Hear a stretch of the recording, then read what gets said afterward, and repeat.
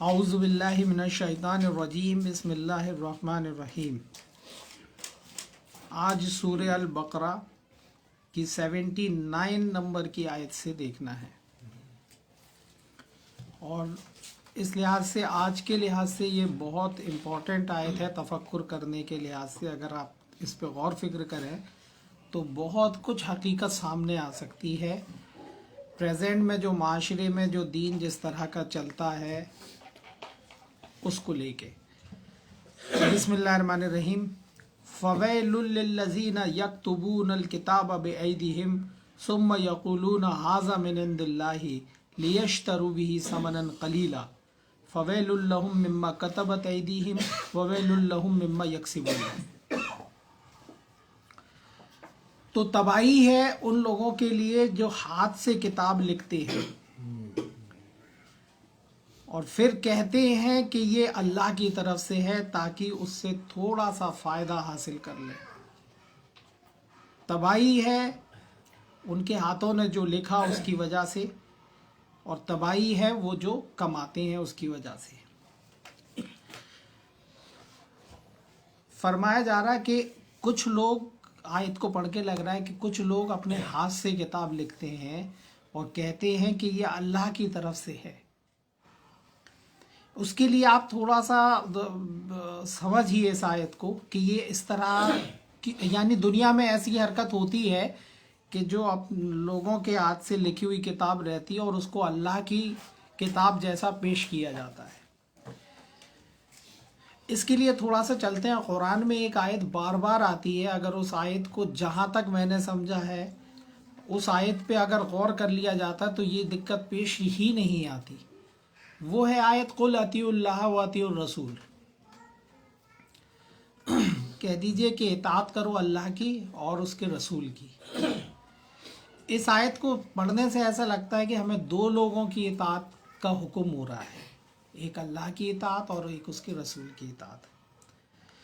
لیکن اگر آپ غور کریں گے تو اللہ ہی کی اطاعت کا حکم، کیونکہ قرآن میں دوسری جگہ ان الحکم الا اللہ، حکم تو صرف اللہ کا ہے اور اللہ اپنا ہی حکم دیتا ہے۔ رسول کے ذریعے سے وہ بات پہنچاتا رہا ہے، شروع سے ہمیشہ رسول کے ذریعے سے اللہ تعالیٰ کی بات پہنچتی ہے۔ اللہ ڈائریکٹلی ایسے تو اللہ رسول کے ذریعے سے بہت سارے رسول گزرے، محمد صلی اللہ علیہ وسلم آخری رسول اور نبی ہیں، اور ان سے پہلے موسیٰ علیہ السلام، عیسیٰ علیہ السلام، نوح علیہ السلام، بہت ابراہیم علیہ السلام، یعقوب علیہ السلام، بہت سارے جن کے نام قرآن نے دیے، اور یہ بھی کہہ دیا کہ کچھ کے نام بتا دیے اور کچھ کے ایسے ہیں کہ جن کے نام نہیں بتائے ہم نے۔ تو ہوتا کیا تھا رسول کے بعد سے؟ ہم پچھلی قوم کو اٹھا کے دیکھ لیں جو یہودی موسیٰ علیہ السلام کو ماننے والی قوم ہے۔ اس نے کیا کیا کہ موسیٰ علیہ السلام کے مرنے کے بعد، ان کے جانے کے بعد، کچھ باتیں یہ کہہ کے پیش کریں کہ موسیٰ علیہ السلام سے اللہ نے اور بھی باتیں کریں، جو کتاب موسیٰ علیہ السلام لائے تھے اس کے علاوہ اور بھی باتیں کریں، اور اس کو انہوں نے کہا یہ رسول کی حدیث ہے، اور اس کو جے مارا مسنا۔ تو آج وہ تلمود پڑھ رہے ہیں، تلمود ان کی حدیث کی کتاب ہے جو وہ پڑھتے ہیں، اور اس کے ذریعے سے انہوں نے یہ بات بھی بیٹھائی لوگوں کو کہ لوگ کیسے قبول کریں گے کہ وہی جو آتی ہے رسول پر، وہی جو آتی ہے نبی پر، اس کی دو قسمیں ہوتی ہیں وحی کی۔ ایک وحی مطلوع جس کی تلاوت ہوتی ہے، اور ایک وحی غیر مطلوع جس کی تلاوت نہیں ہوتی ہے۔ یہ یہودیوں کا پہلا کانسیپٹ لوگوں کے دل میں ڈالا کہ وحی کی دو قسمیں ہوتی ہیں، وحی مطلوع، وحی غیر مطلوع۔ تو وحی مطلوع جو کتاب ہوتی ہے وہ، اور وحی غیر مطلوع کو کہتے ہیں یہ حدیث، یعنی یہ بھی اللہ کی طرف سے، وحی تو اللہ کی طرف سے ہوتی ہے۔ تو انڈائریکٹلی ان کا کہنا یہ ہوتا ہے کہ یہ جو کتاب ہے جس کو سو کالڈ حدیث کہتے ہیں، یہ بھی اللہ کی طرف وحی ہے یہ بھی، اور اس کا انکار بھی کفر ہے۔ اور وہی چیز سیم جو ہے انہوں نے تو اس کو ملا دیا اس میں، اور پوری تلمود تھما دی، لوگ وہی پڑھتے ہیں۔ ہمارے ہاں بھی کوئی کسر اس پہ نہیں چھوڑی، اسی طرح کی وہ چیز شروع ہوئی، اور حدیثوں کا سلسلہ جو رسول اللہ کے 200 سال بعد शुरू हुआ हदीसें लिखने का, और वो रसूलुल्लाह तो कुरान के अलावा कोई किताब नहीं दे गए, और ना साहबा के नाम से कोई किताब है 100-200 साल बाद उन पे मंसूब करके कोई। अब आप समझ रहे हैं, रसूलुल्लाह पे मंसूब करके, और रसूल की बात का इनकार तो कुफ्र होता है, क्योंकि अल्लाह की बात ही होती है रसूल की बात, इसीलिए रसूल की बात का इनकार कुफ्र होता है। तो अब रसूल की बात, जैसे ही रसूल के नाम से कोई बात आती है तो आदमी एकदम उस पे साइलेंट होके वो कर लेता है। थोड़ा गौर फिक्र करना चाहिए कि कुरान भी तो रसूल की ज़बान से निकला, जिसको कुरान में ही कह दिया ahsanul हदीस, अल्लाह नज़्ज़ल ahsanul हदीस, अल्लाह ने नाजिल की बेहतरीन हदीस। अब उसकी ऑथेंटिसिटी कुछ नहीं है जो उसके अलावा जो किताबें हैं। देखो, इस बात से भी इनकार नहीं है कि अल्लाह ताला ने कुरान के अलावा भी रसूल सल्लल्लाहु अलैहि वसल्लम पे मैसेजेस हुए हैं, लेकिन गारंटी कुछ नहीं है, ना उसकी दलील कुरान से है कि उसके अलावा भी कुछ मैसेजेस कुरान के अलावा भी हुए हैं, लेकिन उसकी दलील नहीं है कि पर्टिकुलर जो भी उनके नाम से कहा जा रहा है कि ये रसूल ने कहे, उसकी दलील नहीं है कि वो ऑथेंटिक है या नहीं है, वो कुरान के कितने खिलाफ हैं। आपको वो चीज़ों पे ध्यान देने की फिर इसीलिए ज़रूरत भी नहीं है कि कुरान ने कह दिया कि कुरान की ही इताअत, रसूल को भी कुरान के ताबे कर दिया अल्लाह ताला ने कुरान में ही रसूल को भी हुक्म दिया मोहम्मद सल्लल्लाहु अलैहि वसल्लम को कि जो वही आप पर नाजिल हो रही है आप उसी पर चलिए। उसकी गैर ऑथेंटिसिटी जो है उससे ही लगती है कि जो भी रिवायात, ये कुरान की आयत हैं, वो रिवायात हैं, वो रिवायात जो भी हमारे यहाँ आलिम वगैरह जो लोग उनको सिखाई जाती हैं, तो जो भी हदीस बयान करता है रसूलुल्लाह की हदीस, आप देखना गौर से कि उस पे वो ये बात भी कहते हैं, हदीस बयान करी रसूलुल्लाह पे मंसूब करके, और उसके बाद कहा औ कमा काला रसूलुल्लाह। औ माने या, कमा माने जैसे, कहा काला रसूलुल्लाह, या रसूलुल्लाह ने जैसे कहा वैसे। ये चीज़ सिखाई जाती है कि हर रिवायत बयान करने के बाद ये ज़रूर बोल देना कि या रसूलुल्लाह ने जैसा कहा वैसा समझो। मतलब वो खुद ऑथेंटिक, वो खुद कंफर्म नहीं है कि रसूलुल्लाह ने ये कहा कि नहीं कहा, वो भी खुद अपने आप में भी कंफर्म नहीं है रसूलुल्लाह पे, तो ऐसी बात कह क्यों रहे जिसके बारे में आप खुद ही कंफर्म नहीं हो। और ये सिखाया जाता है औ कमा काला रसूलुल्लाह। तो ये जो रिवायतों का जो दीन चल गया फिर धीरे धीरे कुरान को मोहताज बनाने की जो एक वो कर दी कि कुरान में सब चीज़ें थोड़ी हैं, कुरान में सब चीज़ें थोड़ी हैं, कुरान में आपको ये थोड़ी मिलेगा, कुरान में हिदायत के लिहाज से वो सारी चीज़ें मौजूद हैं। बल्कि हम तो ये देखते हैं आज तक हमें कोई ऐसी चीज़ जिसका हमने कुरान से लेना चाहा वो चीज़ों के सब चीज़ें हमें मिल गई। तिबयानन लिकुल्लि शैइन, जब अल्लाह ताला ने कुरान में फरमाया कि हर चीज़ का बयान है, तो है, ढूंढो आपको जिस चीज़ का नहीं मिल रहा। अब ये अलग बात है कि पहले से एक कॉन्सेप्ट दिमाग में रखें कि ये चीज़ कुरान में कैसी भी तरह करके फिट कर दो, अब वो चीज़ नहीं हो तो फिर मजबूर है आदमी। आप तो सीधे सीधे पढ़ते हैं, जो मिलता जाए उस पर लब्बैक कहते जाएं। तो ये इस तरह से उनकी तलमूद हो गई। हमारे यहाँ बुखारी, मुस्लिम, मिशकात, ये सारी चीज़ें सियासत्ता की ये ही पढ़ी जा रही हैं। फिर उनसे अख्ज़ करके और भी बनी, फ़ज़ाइल अमाल, फ़ज़ाइल सदक़ा, बहुत सारी दीगर किताबें जितने भी बनी वो सब वही ये गैर मतलूब पे ले आए वो कि वो भी है, उसका किसी चीज़ का इनकार नहीं किया जाएगा। जबकि अगर आप उसको रीड करें ईमानदारी से, उसको रीड करें उन किताबों को, तो आपकी समझ में आ जाएगा कि कहाँ तक वो सही हैं और कहाँ तक वो सही नहीं है और क्या बातें उनके अंदर हैं। ये आप कुरान को जब आप रीड करेंगे तो कुरान समझ में आएगा कि इसके अल्लाह की किताब में क्या है। जब आप उन रिवायतों को रीड करेंगे तो भी समझ में आएगा कि उनमें क्या है, क्या गालमेल हुआ है। तो बचने की बहुत ज़रूरत है। आज तो लिहाजा कुरान पर ईमान, आयात, हम तो आयात पर ईमान लाते हैं और इसी के बारे में हमसे पूछ होगी। जाहिर सी बात है उसमें कहने समझने को बहुत कुछ है। आप लोग, कुछ लोग तो ये सोचते हैं कि कुरान को मानने का मतलब होता है अल्लाह को मान रहे, और हदीसों को मानने का मतलब होता है रसूलुल्लाह को मान रहे। ये भी एक बहुत गलत कॉन्सेप्ट है। کہ قرآن کو مان رہا ہے تو اللہ کی مان رہا ہے، اور حدیث کی مان رہا ہے تو رسول کی مان رہا ہے. اسی لیے وہ کہتے ہیں دیکھو اللہ نے کہا ہماری بھی مانو اور رسول کی بھی مانو، قل اطیعوا اللہ واطیعوا الرسول، تو ہم تو دونوں کی مان رہے. تو دونوں کی وہ ایک ہی کی بات ہے، اللہ کی بات ہے. وہ اللہ نے رسول کے ذریعے سے بات پہنچا، اسی لیے کہہ رہا ہے کہ رسول کی مانو. کیونکہ اور رسول کی زبان سے یہ کس کی زبان سے نکلا؟ قرآن کریم کا ایک ایک حرف، ایک ایک آیت کس کی زبان سے نکلی؟ تو یہ بھی تو ہے اللہ کے نبی نے، اللہ کی طرف سے ہے، اللہ کی طرف سے، اور رسول نے اس کو بیان کیا، رسول نے اسے لکھوایا اور ہمیشہ کے لیے حفاظت کردہ کر دی. اللہ تعالیٰ نے اس میں کسی طرح کی کوئی گڑبڑ ہو بھی نہیں سکتی، اس کا انتظام بھی ویسے ہی کر دیا. اس کے لیے مساجد کا انتظام تھا، اس کے ذریعے سے سارے مساجد میں لوگوں کو بلائے کہ قرآن کی تعلیم ہوگی. دن میں کئی بار رسول اللہ کے ٹائم میں قرآن کی تعلیم ہوتی تھی، اور ایک ایک آیت سب کو رٹائی جاتی تھی. وہ تو عرب تھے لیکن غیر عرب بھی کو بھی سکھایا جاتا تھا، اور اس طرح سے پوری امت کو قرآن کے بارے میں پوری جانکاری تھی. یہ سسٹم چھوٹ گیا مسجد میں قرآن کی تعلیم کا. اسی لیے اب مسجد سے تو بہت سارے لوگ جڑے، لیکن قرآن کے بارے میں وہ زیرو ہے. اگر یہ آج سے بھی شروع کر دیں تو بہت ہی ایک دم سمجھ لو آپ انقلاب آ جائے گا قوم کے اندر. اور قرآن کی سوچو، جو آدمی 5 ٹائم جا رہا ہے مسجد میں، 6 ٹائم جا رہا ہے، 10 15 20 منٹ کے لیے، کم سے کم جمعے میں تو مل ہی جا رہا ہے پورا کا پورا مجمع. تو اگر اس کو ایک 2 آیتیں 5 آیتیں بھی اگر سکھا دی جائیں اس مجمع کو، قرآن کی، اللہ تعالیٰ نے یہ فرمایا سیدھا اسٹریٹ فارورڈ، تو پھر کتنا انقلاب آ جائے گا. لیکن وہ زیرو نیل بٹے سناٹا جاتا اور ویسے ہی آتا ہے. 40 سال سے وہ جا رہا ہے لیکن وہ زیرو ہے قرآن کے بارے میں، اسے کچھ نہیں معلوم. اور وہاں پہ اس سے بڑی بات یہ کہ وہ اللہ کی بات تو کم ہوتی ہے، وہاں فرقوں کی باتیں ہوتی ہیں. اس وجہ سے وہ فرقوں کی مسجدیں ہو گئیں، کوئی اہل حدیث کی ہے، کوئی بریلوی کی ہے، کوئی اور اپنی ان کے مولویوں کی کتابیں ہیں. اسی لیے وہاں سے وہ دین، قرآن کا دین جو رسول اللہ لائے تھے، وہ دین نہ پھیلنے کی وجہ سے کچھ اور پھیل گیا.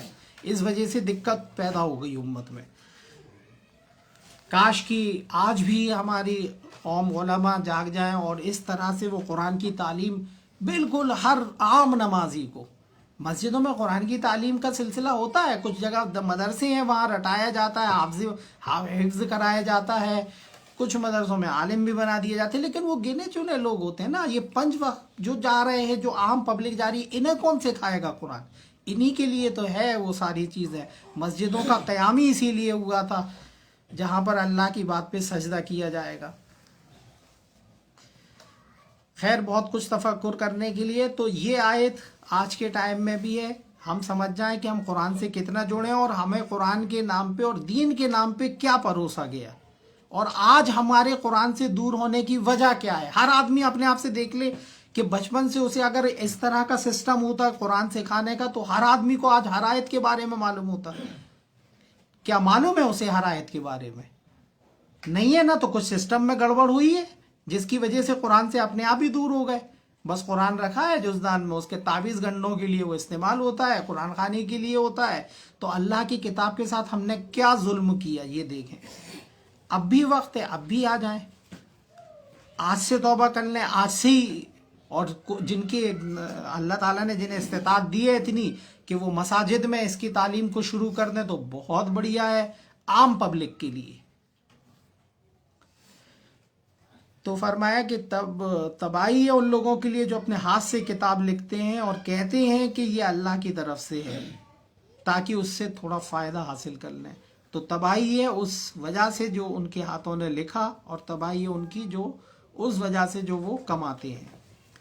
وَقَالُوا لَن تَمَسَّنَا النَّارُ إِلَّا أَيَّامًا مَّعْدُودَاتٍ، اور کہتے ہیں کہ ہمیں آگ چھو بھی نہیں پائے گی مگر تھوڑے سے دن. ایام معدودہ.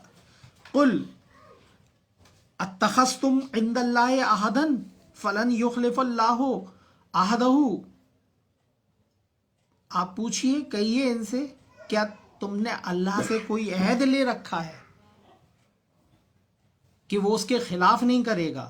ام تقولون علی اللہ ما لا تعلمون، یا پھر اللہ پر ایسی بات گڑتے ہو جس کا تمہیں علم ہی نہیں ہے، بے علم اللہ پر کچھ بھی گڑ دیتے ہو. پہلی ہدایت تو آپ یہ سمجھ لیجئے کہ اللہ کے بارے میں کوئی بھی بات بنا دلیل کے اس کی کتاب کے کہنا سمجھو خطرے میں ڈالنا ہے اپنے آپ کو. لوگوں کی زبان پہ اس قدر رہتا دین کا کوئی بات یہ حرام ہے. دیکھو حرام و حلال کے لیے تو آیت ہی اللہ تعالیٰ نے دے دی تھی قرآن میں کہ یہ مت کہہ دیا کرو یہ چیز حرام ہے یہ چیز حلال, کہ اللہ پر جھوٹ گڑ دو. جو چیز حرام ہے اللہ نے بتا دی وہ حرام, جو چیز حلال ہے اس کا بھی ذکر کر دیا حلال. جس کے بارے میں قرآن سائلنٹ ہے اس کے بارے میں آپ بھی سائلنٹ ہو, نہ حرام ہے نہ حلال ہے. لیکن اپنی مرضی سے ہر چیز حرام حرام حرام حرام, تو بہت ساری چیزیں. اب آپ سمجھیے دوسری بات اس میں جو بتائی ہے, کہتے ہیں وقالوا لن تمسنا النار الا ایاما معدودات, اور کہتے ہیں کہ ہمیں دوزخ کی آگ چھو بھی نہیں پائے گی آگ مگر تھوڑے سے دن. آپ پوچھئے کیا تم نے اللہ سے کوئی وعدہ لے رکھا ہے کہ وہ اس کے خلاف نہیں کرے گا, یا پھر اللہ پر ایسی بات گھڑتے ہو جس کا تمہیں علم نہیں, بنا علم کے. یہ یہودی قوم اور بنی اسرائیل کی پورا ذکر چل رہا, ان کا ایک کانسیپٹ اور بھی بن گیا تھا شفاعت کا. وہ کہتے تھے ہم اللہ کی جہنم کی آگ ہمیں تھوڑے سے دن کے لیے ہم جہنم میں جائیں گے, کیونکہ کلمہ گو ہیں, موسیٰ علیہ السلام کو مانتے, لا الہ الا اللہ موسیٰ کلیم اللہ کل پڑھتے ہوں گے, وہ جو آج پڑھتے ہیں نا محمد لا الہ الا اللہ محمد رسول اللہ, تو کلمہ گو ہو جاتا اس سے آدمی. تو وہ بھی کہتے تھے کلمہ گو ہیں, ہم جائیں گے اپنی سزا بھگتنے کے بعد پھر سے آ جائیں گے جنت سے نکل جہنم سے نکل کے. جیسے آج مسلمانوں کا کانسیپٹ ہے کہ وہ جائیں گے اپنی سزا بھگتنے کے بعد, کیونکہ کلمہ گو ہیں, ہمیشہ کے لیے جہنم میں نہیں جائیں گے, پھر سے جنت میں نکل کے آ جائیں گے. یہی کانسیپٹ آپ دیکھو قرآن نے بتایا ہے کہ یہ کہتے ہیں کہ ہمیں جہنم کی آگ نہیں چھوئے گی مگر تھوڑے سے دن, ہم تھوڑے سے دن سزا بھگتیں گے, پھر چونکہ کلمہ گو ہیں تو پھر جنت تو ہماری ہے, جنت کے لیے تو بنے, جنت ہی پیدا ہوتے کچھ لوگ. تو وہ تو مسلمان گھر میں پیدا ہوتے تو وہ اپنے آپ کو جنتی ثابت کر دیتے کہ ہم تو کچھ غلطیاں کر رہے تو اس کے لیے اللہ تعالیٰ سزا دے دے گا, لیکن جنت تو الٹیمیٹلی ہمیں مل ہی جائے گی. یہ ایک کانسیپٹ اللہ تعالیٰ نے قرآن میں بیان کیا اور سدھارا کہ اللہ سے کوئی وعدہ لے رکھا ہے کہ ایسا ہوگا. پہلی بات تو قرآن, یہ کانسیپٹ ان کا بن کیسے گیا ہوگا جب اللہ نے اپنی کتاب میں نہیں دیا, تو اللہ تعالیٰ تبھی تو فرما رہا ہے کہ کیا تم نے اللہ سے کوئی وعدہ لے رکھا. اس کی دلیل ان کے پاس ہوگی نہیں, چونکہ روایتیں جو آئی ہوں گی اس میں سفارش شفاعت کا کانسیپٹ ان کا بن گیا ہوگا, جیسا کہ آج قرآن میں نہیں ہے یہ شفاعت سفارش کا کانسیپٹ. بخاری کی جب آپ حدیث پڑھیں گے تو اس میں ہے کہ رسول اللہ سجدہ کریں گے اور پھر ایک پورا ایک لائن وہ بنا دی جائے گی, ایک حصہ جو ہے جہنم سے نکال کے جنت میں لے آئیں گے, پھر دوسری بار سجدہ کریں گے, دوسری بار نکال کے, تیسری بار, ایسے کوئی بھی جہنم میں نہیں رہ پائے گا ایمان والا, کوئی بھی نہیں رہ پائے گا سوائے پھر مشرکوں کے. یہ حدیثوں سے یہ کانسیپٹ بن گئے, جبکہ قرآن میں پہلی بات تو یہ کہیں سے دلیل نہیں ملتی کہ ایک بار کوئی جہنم میں چلا گیا تو واپس پھر نکلے گا بھی, کیونکہ آیا خالدین فیہا ابدا, ہمیشہ رہے گا اس میں جو ایک بار انٹر کر گیا. پھر اللہ تعالیٰ اپنا ڈیسیزن چینج بھی نہیں کرے گا کہ جہنم کا فیصلہ ہو گیا پھر بعد میں بدل دیے کہ نکالو, یا بعد میں کوئی اور ایک محشر کا دن قائم ہو جس میں فیصلہ ہو کہ اب دوبارہ سے کورٹ لگے گی, ابھی تھوڑے ٹائم کے لیے نہیں سزا. وہ تو پوری ٹوٹیلٹی میں دیکھا جائے گی زندگی کا کام اور فیصلہ کر دیا جائے گا, جہنم والوں کے لیے ہمیشہ رہیں گے, جنت میں چلا جائے گا. تو یہ سوچ لینا کہ ہم کلمہ گو ہیں اور جہنم میں سزا بھگتنے کے بعد جنت میں آ جائیں گے, یہ قرآن کے خلاف ہے یہ کانسیپٹ. نہ وہاں کوئی سفارش کرے گا, لا تنفع الشفاعت, نہ کوئی شفاعت ہوگی نہ کوئی سفارش ہوگی. قرآن نے تو سیدھا منع کر دیا اس کے لیے, کسی کی کوئی سفارش قبول نہیں ہوگی. سفارش کر بھی کون سکتا ہے اللہ کے سامنے؟ آپ سوچو نا, سفارش تو دنیا میں ہم سوچتے تو وہی عقیدہ ہمیں دماغ میں بٹھا دیا, دنیا میں سفارش سے کام ہو جاتا, یا تو دباؤ بنا لو یا سفارش لگا لو, کیا کہتے ہیں وہ, اس سے کام ہو جاتا کہ ایک تو دباؤ بنا کے ہو جاتا اور ایک ویوہار میں کام کرا لیتا آدمی. تو اللہ کیا, نہ تو دباؤ, اللہ پر کون دباؤ بنا سکتا ہے کہ چھوڑ دو. اور व्यवहार में काम नहीं होता है वहाँ पर। अगर व्यवहार में काम हो रहा होता तो सामने से दलील है कि नबी के वालिद, नबी का बेटा, नबी की बीवी कुरान में, उसको हिदायत नहीं मिली। व्यवहार में अल्लाह ताला हिदायत तो दे ही सकता था कि कम से कम ये नबी के वालिद हैं, इनको तो हिदायत दे ही दो, नबी का बेटा है, नबी के व्यवहार में उसको हिदायत मिल जाती, लेकिन उसके बारे में भी क्लियर कट कह दिया, दुआ करने को भी मना कर दिया। तो व्यवहार में भी वहाँ तो अमल, देखो उसकी अगली आयत में अल्लाह ताला फरमा रहा है भला क्यों नहीं, मन कसबा सय्यातन, जिसने बुराई कमाई, व आतत बिही खतियतहु, और इहाता कर लिया, उसकी खताओं ने घेर लिया उसे, फ़ौलाइका अस्हाबुन नार, तो यही लोग हैं नार वाले, अस्हाबुन नार, जहन्नम वाले, हुम फिया खालिदून, उसमें हमेशा रहेंगे। जिसने भी बुराई की कमाई और फिर उसकी बुराई ने घेर लिया उसे। अब आप समझ रहे हैं, एक तो होता टाइमली एक बुराई कर देना, लेकिन एक होता बुराई पर जमे रहना, अड़े रहना बिल्कुल, और यहाँ तक कि वो घेर ले उसको पूरी तरह से। एकदम से नहीं घिरता आदमी बुराइयों में, धीरे धीरे करके बुराइयां उसके अंदर आती जाएंगी और पूरा घिर जाता है। इसी तरह से आदमी जब नेकी करता है तो उसका आया ना वक़द्दहुम व आसारहुम, आदमी का स्टेप, उसके इक़दाम और उसका असर, ये चीज़ याद रखें। जो भी काम हम अच्छे कर रहे हैं तो उसका असर है, जो काम बुरे करेंगे उसका असर भी रहेगा, तो उसमें भी तो घिरेगा आदमी। औलाद, आदमी की औलाद उसका अमल है, आदमी की औलाद भी, इसीलिए नेक औलाद बेशक जो है वो छुटकारे का ज़रिया बन सकते हैं अपने आप ही, ऑटोमेटिक, सिफारिश नहीं होगी, ये तो आप करके गए, आदमी का खुद का अमल और उसका असर।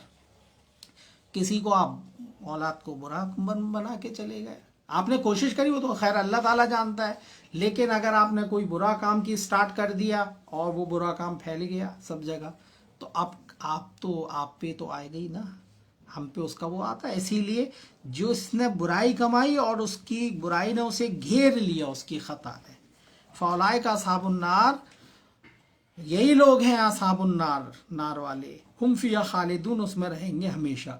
वल्लज़ीना आमनू, और जो ईमान लाए, व आमिलुस सालिहाति, और अच्छे अमल किए, साले अमल किए, उलाइका अस्हाबुल जन्ना, ये अस्हाबुल जन्ना है, जन्नत वाले हैं, हुम फिया खालिदून, उसमें रहेंगे हमेशा। आगे ना खालिदून, हमेशा रहेंगे उसमें। तो जो भी जन्नत में जाएगा वो हमेशा के लिए गया, जो भी जहन्नम में गया वो हमेशा के लिए गया। ये बार बार निकलने और जाने का कॉन्सेप्ट ही नहीं है कुरान में। कोई एक आयत तो कोई कभी बता दे, कभी सोचती ही नहीं है। और इस वजह से मुसलमान, हमने देखा है कि इतनी लापरवाही हो गई कि वो सोचता है कि अल्लाह का एहसान, ज़िंदगी भर वो ये भेजता रहता है कि मुझे कलमा, बेशक अल्लाह का एहसान है कि उसने उस माहौल में पैदा किया कि कुरान सामने रखा दिख गया, इसका तो बहुत बड़ा एहसान है, वरना हम बहुत दूर होते तो हमें कुरान तक रसाई के लिए काफ़ी मेहनत करना पड़ती। उन लोगों में ये एहसान है, लेकिन वो निजात का ज़रिए नहीं है। आप मुसलमान घर में पैदा हो गए तो ज़रूरी नहीं है कि मुसलमान आप मोमिन भी हो जाओगे ज़िंदगी, उसके लिए मोमिन के लिए बनना पड़ता है ना, कोई चीज़ें मानना पड़ेंगी, कुछ चीज़ें छोड़ना पड़ेंगी। अब आपकी ज़िंदगी में कभी ना कुछ माना ना कुछ छोड़ा, जो बचपन से सिखा दिया वो मान लिया, और जो बस वही पूरी ज़िंदगी भर रहे, तो ऐसा नहीं होता है। उसके लिए गौर फिक्र करना पड़ेगा। यहाँ पर रुकू भी आ गई है, वक्त का तकाजा है। अब आप लोगों से सिर्फ इतनी इल्तिजा है कि कुरान को गौर फिक्र के साथ, तफक्कुर के साथ, सोच सोच के रोज़ पढ़ें कुरान को, और कुरान से हिदायत निकालें। अपनी अक्ल की तो बहुत ही ज़्यादा ज़रूरत है। आदमी अक्ल बंद करके तो पढ़ेगा तो कुछ भी समझ में नहीं आएगा। कुछ समझ में नहीं आता है तो जानकार भी मौजूद है। वैसे तो अरबी सीखें, अरबी नहीं सीख पा रहे हैं तो फ़िलहाल तर्जुमा तो पढ़ ही सकते हैं। ट्रांसलेशंस बहुत तरह के हैं, सब पे गौर फिक्र करें। और कुरान में ही उसकी आयतों का वो भी है, तफसीर भी है। बाहर जाने की ज़रूरत नहीं है, ना बाहर से कुछ लेने की ज़रूरत है। बाहर तो गुमराही है, अल्लाह की किताब में ही हिदायत है, बस इसके अलावा गुमराही ही है। अगर आप गए तो गुमराही की तरफ जा रहे हो। इसीलिए आप قرآن سے ہم لوگ زیادہ سے زیادہ چپکیں اور لیں اور اس کو تفکر سے پڑھیں، اس درس کو بھی زیادہ سے زیادہ لوگوں میں پہنچائیں۔ وآخر دعوانا الحمد للہ رب العالمین۔